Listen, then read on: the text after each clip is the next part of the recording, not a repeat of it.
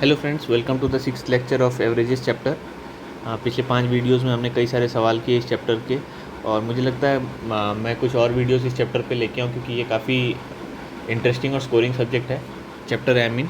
तो without wasting much time, let's move into the question straight. The monthly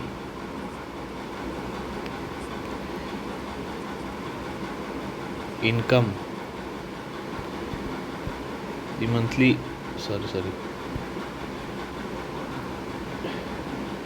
the monthly income of 5 persons are 1132 1140 1144 1136 and rupees 1148 respectively. What is their arithmetic mean? Is their arithmetic mean? Option A, option B 1120, option C 1132, option D 1140। चलो, ये कुछ वैसे सवालों में से है जो आप शायद देख के भी सॉल्व कर सकते हो। देखो, आप एक बार ट्राई करो, पर मेरे को लगता है ये वैसा सवाल है जिसको आप बिना पेन उठाए भी आप सॉल्व कर सकते हो। सबसे पहले यहाँ पे मूव करते हैं कि देखो, हाईएस्ट और लोएस्ट वाली वैल्यू कौन सी है। ये हाईएस्ट है और ये वाली लोएस्ट है, ठीक है। तो जो मीन होगा वो इन दोनों के बीच में होगा, तो ये और ये ऑप्शन तो यूँ एलिमिनेट हो गए, और इन दोनों के बीच में होगा, ये होगा ऐसा ज़रूरी नहीं है, ठीक है। तो ये भी नहीं होगा, आंसर ये होगा। पता है क्यों?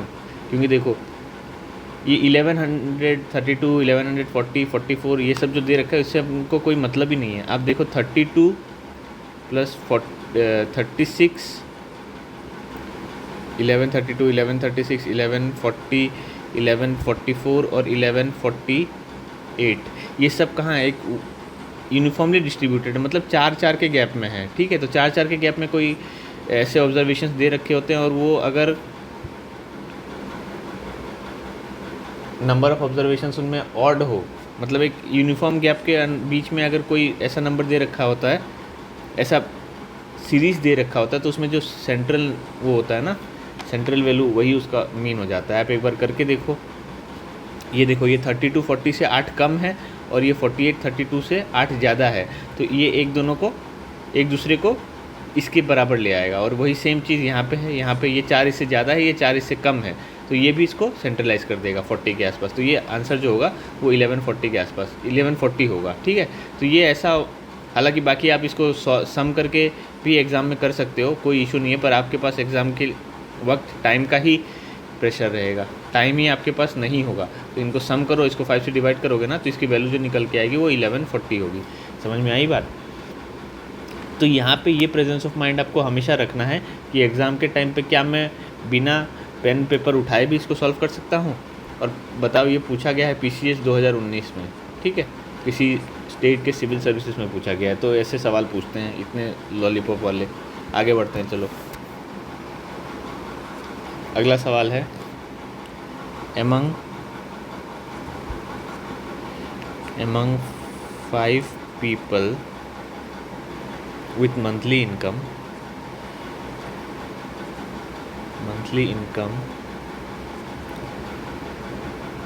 Rupees 15,000, rupees 26,000, rupees 16,000, rupees 19,000 and rupees 50,000, how many will have income less than the minimum income? Will have income less than the mean income, ठीक। Option A 1, option B 2, option C 3, option D 4। बहुत ही आसान सवाल, इसको करो यार, ये तो हो जाना चाहिए। क्या बोल रहे हैं? 5 among 5 people with monthly income 15,000, 26,000, 16,000, 19,000 और 50,000, how many will have income less than the mean income. तो सबसे पहले मीन इनकम निकाल लो ना। मीन इनकम में क्या करना है, इनके सबका सब सम करो। 15, 26, 41 और 16 57, 19, 76 और 50 126,000 मतलब 1,26,000 डिवाइडेड बाई 5 कर दो। तो ये आ जाएगा आपका ये आ जाएगा 25,200। ठीक है, 25,200 रुपीज़ मीन इनकम है। तो इससे कितने कम है, ये कम है, ये कम है और ये कम है, 3 लोग का कम है। तो आंसर क्या आएगा, ऑप्शन सी आएगा। ठीक, तो ये सवाल था, ये पूछा गया है PCS 2016 में। ऐसे सवाल पूछते हैं, बताओ, इतने लॉलीपॉप सवाल। ठीक, 1 मिनट भी नहीं लगा मुझे करने में। और अगर आपने प्रैक्टिस कर ली है तो आपको भी 1 मिनट, आप शायद बिना पेन पेपर उठाए ही आप माइंड में ही अपना ये सवाल सॉल्व कर लो। ठीक है, तो इतनी प्रैक्टिस होनी चाहिए। चलो कोई नहीं। If the arithmetic mean of 0543 is A, that of -1, 0, 1, 5, 4, 3 is B, and that of 5, 4, 3 is C, then the relation between ABC is the relation between A, B, C is। ठीक, ऑप्शन ए दे रखा है A = B = C, option B दे रखा है A = B = C = 3:2:4, option C दे रखा है 4A = 5B = C, option D दे रखा है A + B + C = 12। ठीक है, तो ये मेरे 4 ऑप्शन हैं, इसको सॉल्व करो यार। ये बहुत ही आसान सवाल है। क्या बोल रहा है, if the arithmetic mean of 0543 is A, तो A की वैल्यू क्या हो जाएगी, 0 + 5 + 4 + 3/4 = A। तो A की वैल्यू निकल के आई 5, 4, 9, 12, 4, 3। ठीक, उसी से दैट ऑफ ये इस B, मतलब इसको ऐड करो, -1, 0, 1, 5, 4, 3 बाई 1, 2, 3, 4, 5, 6। तो ये 5, 4, ये हो गया 12, 2 हो जाएगा, मतलब = B है और B की वैल्यू है 2। ठीक है, और आखिरी वाला है 543 इज C, 5 + 4 + 3/3 = C, तो C की वैल्यू हो जाएगी 4। ठीक, then the relation between ABC is, A की वैल्यू 3 है, B की वैल्यू 2 है और C की वैल्यू 4 है। 3, 2, 4, इन तीनों का रेशियो देखो, ऑप्शन बी मैच कर रहा है। ठीक, तो आंसर मेरा आया ऑप्शन बी। ये किसी होटल मैनेजमेंट के एग्ज़ाम में पूछा गया है, जो भी होटल मैनेजमेंट 2017। ठीक, इतना आसान सवाल। कितने सवाल हो गए, 3 सवाल हो गए।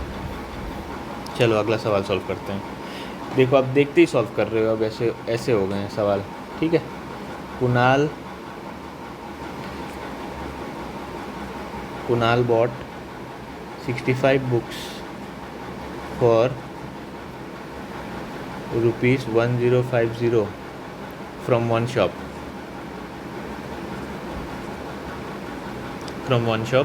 and 50 books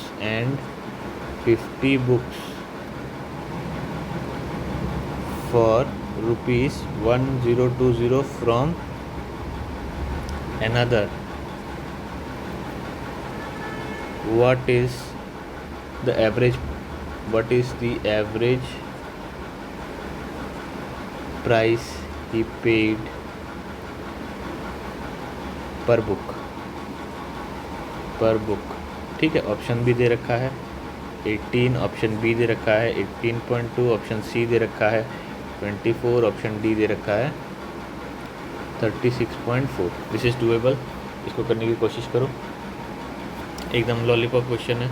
ठीक, क्या बोल रहा है, उसने 65 बुक्स परचेज़ किए ₹1050 में। ठीक, ये नंबर हो गए और ये कॉस्ट हो गया। ठीक, टोटल कॉस्ट है, ये एक का नहीं है, कुणाल बोट 65 बुक्स फॉर 1050। ये चीज़ ध्यान रखना, बहुत लोग ऐसा सोचते हैं कि एक बुक की कीमत 1050 है। नहीं नहीं, ये 65 बुक्स की कीमत 1050, ठीक है। तो ये टोटल कॉस्ट हो गया। From one shop and 50 books for ₹1020, ठीक है। From another, what is the average price he paid पर book.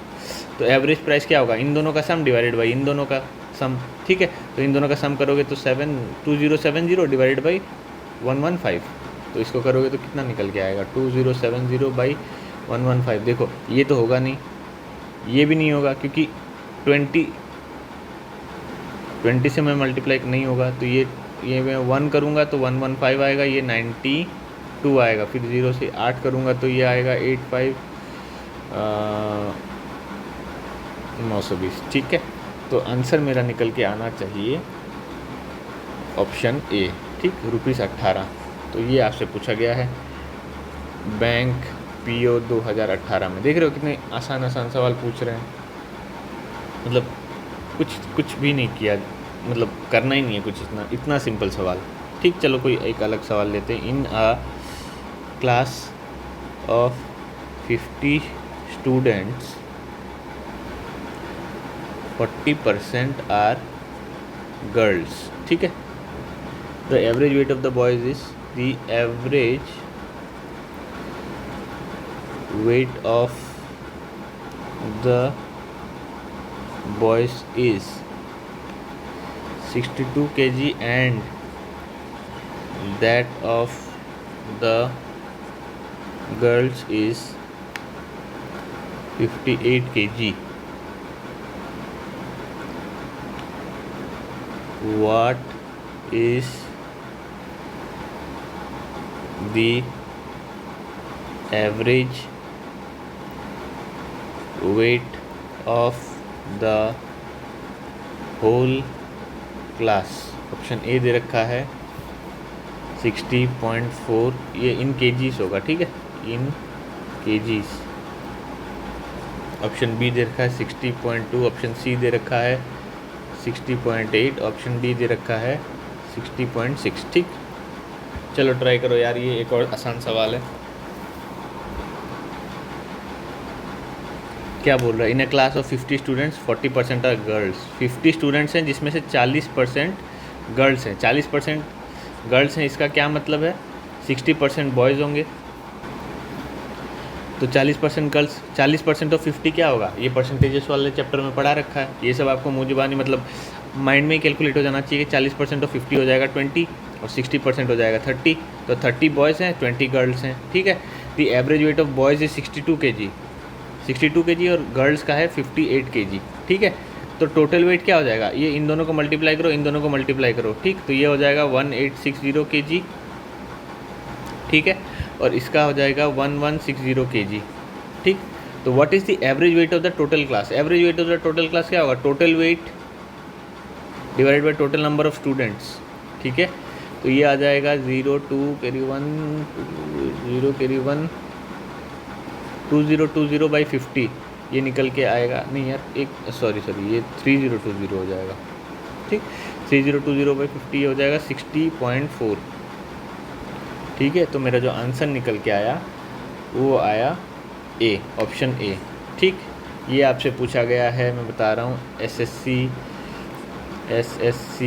Sub inspector Delhi police, ठीक है। उसके अलावा CAPF यूपीएससी का, फिर ASI CISF का 2019 में, ठीक। इतने सारे एग्ज़ाम्स में पूछा गया है। कुछ नहीं करना, अगर आपको ये कॉन्सेप्ट पता है, एवरेजेस वाला जो चैप्टर है उसका जो क्रक्स आपको पता है, तो ये कोई बड़ी बात नहीं है, मतलब ठीक है, थोड़ा सा आपको कैलकुलेट करना पड़ेगा पर इट इज़ डूएबल यार, इतना कुछ नहीं है। चलो आज कितने सवाल हो गए, आज का ये छठा सवाल है, छठा सवाल। चलो एक सवाल अगला लेते हैं। A student was asked to find the arithmetic mean of numbers 3, 11, 7, 9, 15, 13, 8, 19, 17, 21, 14 और x, ठीक है। He found the mean to be 12. He found the mean to be 12. What should be the number in place of x? What should be the number in place of x? ठीक, option B दे रखा है 3, option B दे रखा है 7, option C दे रखा है 17, ऑप्शन डी दे रखा है 31। ठीक, डू इट। कुछ नहीं करना है, इन सब का सम करो और बोल रहा है मीन 12 है, तो कितने नंबर? 1, 2, 3, 4, 5, 6, 7, 8, 9, 10, 11, 12 नंबर है। 12 नंबर का एवरेज 12 है, तो ऐसे करो इसको। ये तो वैसे मतलब माइंड में ही सॉल्व हो जाना चाहिए। 3, 11, 14, 21, 30, 45, 58, 66, 66, 85, 102, 123, 137 plus x, 137 plus x by 12 equal to 12, तो x की वैल्यू क्या आ जाएगी? 7। ठीक, ये सवाल था, बताओ। ऑप्शन मेरा आंसर जो है ऑप्शन बी है। ठीक है, अगला सवाल करते हैं। चलो एक थोड़ा सा अलग सवाल करते हैं। 3 numbers are such that if the average of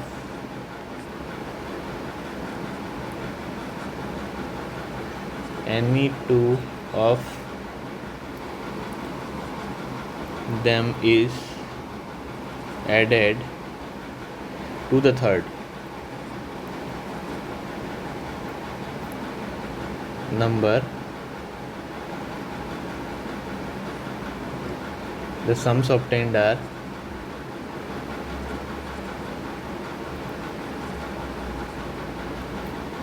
164, 158 and 132 respectively.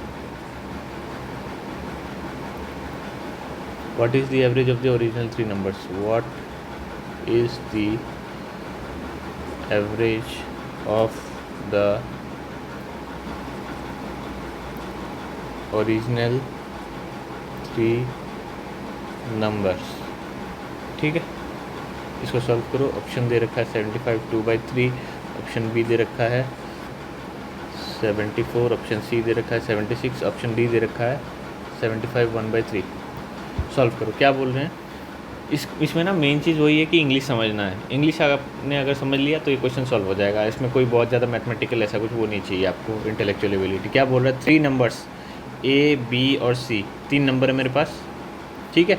Such that if the average of any 2 of them is added, 2 का एवरेज तीसरे के साथ ऐड करो तो जो नंबर आ रहे हैं वो एक आ रहा है 164, दूसरे का आ रहा है b+c/2 प्लस ए आ रहा है 158 और तीसरे का है a+c/2, बी के साथ ऐड करो तो आ रहा है 132। तो what is the average of the original 3 numbers? मतलब मेरे को पूछा a+b+c/3 करना है, ये आंसर है। मतलब यही निकालना है पूरा, जो हम ये सबको कैलकुलेट करेंगे उनका मेन रिजल्ट ये निकाल के देना है। तो क्या होगा? ये a+b+2c = 328 हो जाएगा। ये हो जाएगा b, यहाँ पे आ जाएगा 2a+b+c हो जाएगा 316, ये आ जाएगा a+2b+c = आ जाएगा 264। ठीक है, अब इसको हमें सॉल्व करना है। तो क्या मैं इन तीनों को ऐड कर सकता हूँ? क्या इन तीनों को ऐड अगर मैं कर दूँ तो क्या आ जाएगा? 4a + 4b + 4c = 300, 300, 600, 800, 800 और 80, 880, 908। ठीक, तो मैं a+b+c को ऐसे लिख सकता हूँ ना, 908/4। और मुझे चाहिए क्या? मुझे ये वाली वैल्यू चाहिए, तो इसको मैं ऐसे लिख सकता हूँ ना, 908/4 × 3। ठीक है, तो इसकी वैल्यू निकल के आएगी, 908 को 4 से डिवाइड करोगे तो 22, 88, 227/3 = 227/3। तो ये निकल के आएगा 75 2/3। ठीक, तो आंसर जो निकल के आया वो आया ऑप्शन ए। ठीक है, और ये सवाल जो पूछा गया है वो एसएससी सीजीएल टायर 1 2019 में पूछा गया है। ठीक, ऐसे सवाल पूछते हैं। यहाँ पे आपसे मेन काम क्या करवा रहा था पता है, कि ये तीनों इक्वेशन सॉल्व करवाता। वो आपको करना ही नहीं है। आपको अगर ये पता है कि ये निकालना है तो आप इन तीनों का सम कर दो ना, तो आपको 4A 4B, ये प्रेजेंस ऑफ माइंड आपके अंदर होना चाहिए एग्ज़ाम के वक्त। और ये तभी आएगा जब आपने प्रैक्टिस अच्छी करी होगी। अगर आपने प्रैक्टिस अच्छी नहीं करी है तो ये चीज़ नहीं हो पाएगा, ट्रस्ट मी। ये जो आपने ये 3 इक्वेशन देखे, अब आप क्या करते, ए को बी सी के टर्म्स में लेते, बी को अगेन, मतलब आप किसी ना किसी तरीके से एलिमिनेशन मेथड के थ्रू इसको सॉल्व करते हैं ना। आप लास्ट में ए की वैल्यू निकालते, बी की वैल्यू निकालते, सी की वैल्यू निकालते। ठीक, आप निकाल जरूर लेते, पर दिक्कत पता है क्या है, कि एग्ज़ाम में आपके पास टाइम की कमी है। ये आपका मेन गोल ये क्वेश्चन सॉल्व करना नहीं है, आपको ये एग्ज़ाम निकालना है बाय हुक और बाय क्रुक, मतलब सही रास्ते से निकालना है। अब चाहे क्वेश्चन किसी भी तरह से सॉल्व करो, ठीक है। अब मैं पेपर लीक की बात थोड़ी कर रहा हूँ मैं कह रहा हूँ कि आपको ये एग्ज़ाम निकालना है जैसे भी हो। आपने ये सवाल सॉल्व कर लिया बहुत आसानी से, लेकिन आपका एग्ज़ाम नहीं निकला, तो ये सवाल सॉल्व करने का कोई मतलब नहीं है। एट द सेम टाइम ये सवाल आपने अगर सॉल्व नहीं किया और आपका एग्ज़ाम निकल गया, तो ये सवाल नहीं सॉल्व करना भी आपके वहाँ पे कोई वैल्यू, मतलब कोई मायने नहीं रखता। आपने एग्ज़ाम निकाला है, मतलब दी फाइनल रिजल्ट मैटर करता है, ठीक है। तो आपको ये प्रेजेंस ऑफ माइंड होना चाहिए एग्ज़ाम में कि आप इसको कैसे सॉल्व करोगे। आपका मेन काम है कम टाइम में ज़्यादा से ज़्यादा आउटपुट निकालना, एग्ज़ाम में यही काम करता है, और सही तरीके से, ठीक है। अगर आपने सिली मिस्टेक कर दिए, कुछ तो होंगे, मैं आपको डिनाई नहीं कर रहा हूँ, कुछ सिली मिस्टेक्स आपसे होंगे ही होंगे, पर मैक्सिमम सवाल आपसे सही बनने चाहिए जो आपने सॉल्व किए। 100 सवाल अगर आपने किए तो 95 के आसपास तो सही होने चाहिए, अगर आपने सही किए हैं तो, ठीक है। 5 मैं एरर मान सकता हूँ, ह्यूमन एरर होता है, वो सबसे होता है। टॉपर मतलब ये कुछ गिने चुने 4-5 लोग होंगे जिनका कोई सिली मिस्टेक नहीं होगा, जिनका होता है ना कि उनका दिन था, वैसा हो सकता है आपका भी वैसा दिन हो। पर अगर आपका वैसा दिन नहीं है, तब भी आप 4-5 सवाल अगर गलत करके आप 100 सवाल करके आते हो, इट्स एन एक्स्ट्राऑर्डिनरी वर्क, ठीक है। तो ये चीज़ याद रखना, ये प्रेजेंस ऑफ माइंड आपके अंदर होना चाहिए कि ये ऐसा पैटर्न एक मेरे को दिख रहा है, मैं इनको सम करके a प्लस बी की प्लस सी की वैल्यू में निकाल लूँ और ये वैल्यू मैं यहाँ पे पुट कर दूँ, ठीक है। तो ये ट्रिक आना, ये ट्रिक तो नहीं बोलूँगा मैं, पर ये प्रेजेंस ऑफ माइंड होना चाहिए, ठीक, तभी ये एग्ज़ाम निकलेगा। चलो कोई नहीं, अगला सवाल करते हैं।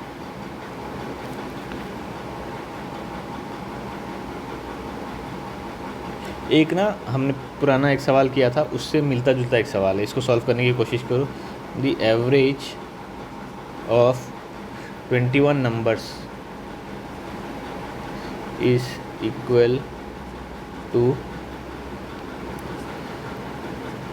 43। The average of first 11 of them is 33. The average of last 11 of them is 53, ठीक है। The 11th number of the series is, the 11th number of the series इस, ऑप्शन दे रखा है 43, ऑप्शन बी दे रखा है 47, ऑप्शन सी दे रखा है 33, ऑप्शन डी दे रखा है 46। इसको सॉल्व करो। ऐसा एक सवाल हमने पिछले किसी एक वीडियो में सॉल्व किया था, आपको अगर याद हो तो।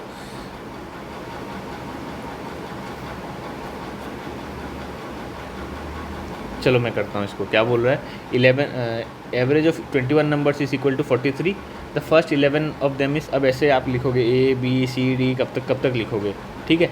तो पहले 11 नंबर्स का मैं 11 कर देता हूँ, ठीक है। ऐसे कर देता हूँ 1 to 11, समेशन 1 to 11। इसकी वैल्यू अगर 11 नंबर ले रहा हूँ तो 33 है, तो सम जो आएगा वो 1 to 11 का जो आएगा वो आएगा 363। उसी तरह समेशन ऑफ 11 से 21, उनका जो एवरेज है वो बता रहा है 53, ठीक है। तो समेशन 11 से 21 की वैल्यू आ जाएगी 583, ठीक है। अब मेरे को बोल रहा थी 11th नंबर, जो 11वां नंबर है वो क्या होगा। तो देखो मैं ऐसे कर सकता हूँ ना कि इन सब का सम निकाल दूँ। एक सेकंड रुको, मैं इसको कैसे रिप्रेजेंट करूँ। अब देखो ये पहला स्टेटमेंट क्या बोल रहा है, the average of 21 numbers is equal to ये, ठीक है। तो मैं इसको ऐसे लिख सकता हूँ ना कि देखो यहाँ से मैं ऐसे लिख सकता हूँ ना, summation of 1 to 10 plus 11th number, 11th उसको मैं x मान लेता हूँ, इक्वल टू 363, ठीक है। तो समेशन ऑफ 1 से 10 को x की वैल्यू अगर x के टर्म्स में लिखूँ तो 363 माइनस समेशन ऑफ 1 से 10, ठीक है। अब ये बोल रहा है कि समेशन ऑफ 1 से 21 बाई 21 इक्वल टू 43 है, ठीक है। तो 1 से 21 तक जो समेशन है उसको मैं ऐसे लिख सकता हूँ ना, समेशन ऑफ 1 से 10 प्लस समेशन ऑफ 11 से 21 डिवाइडेड बाई 21 इक्वल टू 43। तो ये वाली जो वैल्यू है ये मेरे पास है, इसकी जो वैल्यू है वो ये है 3, समेशन ऑफ 1 से 10 हो गया 363 माइनस एक्स, ठीक। तो ये 363 minus x plus 583 by 21 equal to 43। तो अब मेरे को इसको सॉल्व करना है।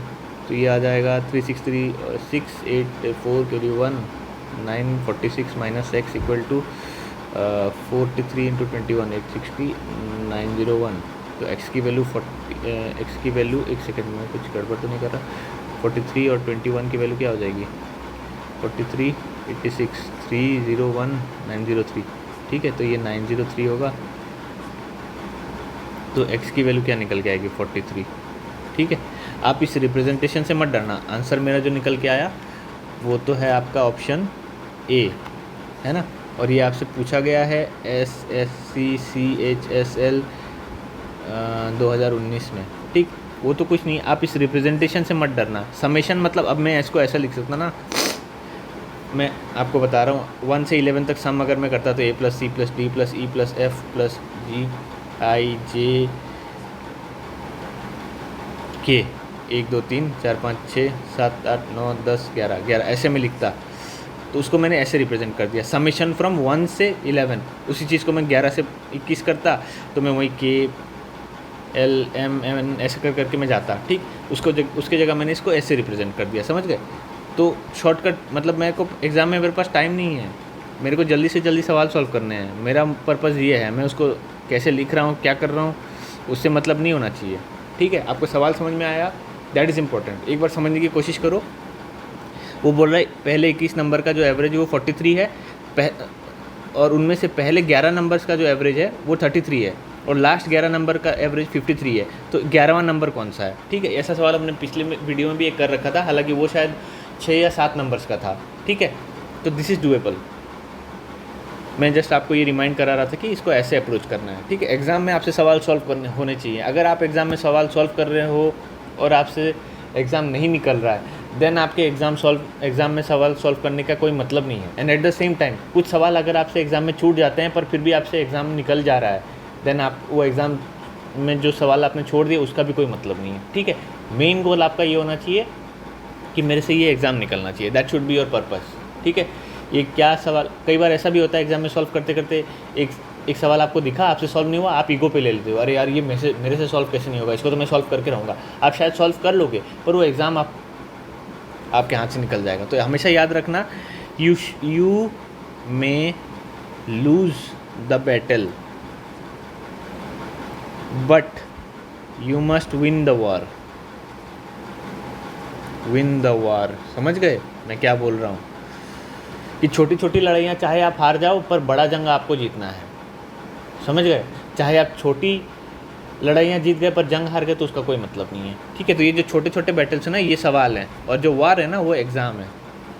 अच्छा समझ में आई बात मैं क्या कह रहा हूँ। ये जो छोटे छोटे बैटल्स हैं ये आपके जो सवाल दे रखे हैं वो है। तो आपको लगता है कि एक सवाल आपसे छूट गया पर आपने अगर एग्ज़ाम निकाल लिया तो आप जंग जीत गए। पर एट द सेम टाइम अगर आपने ये सवाल सॉल्व नहीं किया, मैं उल्टा बोल रहा हूँ, अगर आपने ये सवाल सॉल्व कर दिया तो आप बैटल तो जीत गए, पर अगर आपसे एग्ज़ाम नहीं निकला तो आप वार हार चुके हैं, समझ गए। तो ये एग्ज़ाम आपसे निकलना है, उसके लिए आपको पता होना चाहिए कि कौन से सवाल मुझे सिलेक्ट करने हैं, कौन से सवाल सिलेक्ट नहीं करने हैं, या उस टाइम के लिए छोड़ देने हैं, या इसको स्किप करना है, बाद में वापस आना है। ये चीज़ पे मैं बार बार स्ट्रेस करता हूँ, क्योंकि यही डिफरेंस होता है। मोटा मोटा एग्ज़ाम में जितने लोग बैठते हैं सबका लेवल, जो मेहनत करके आए हैं, मैं सबकी बात नहीं कर रहा, जो मेहनत करके आए हैं उनका लेवल सेम ही होता है, पर जो डिफरेंशिएट करता है ना, वो यही चीज़ होता है, एग्ज़ाम प्रेशर में किसने क्या डिसीजन लिया। ठीक है, तो आई होप आपको इस वीडियो से कुछ सीखने को मिला होगा। हमने कितने सवाल किए, 1 2 3 4 5 6 7 8 सवाल किए। 1-2 मतलब ज़्यादातर आसान सवाल थे, पर 1-2 सवाल अच्छे भी थे। ठीक है, तो आई होप आपने इस वीडियो से कुछ सीखा होगा। मैं मिलता हूँ आपसे अगले वीडियो में, तब तक के लिए thank you so much and good bye.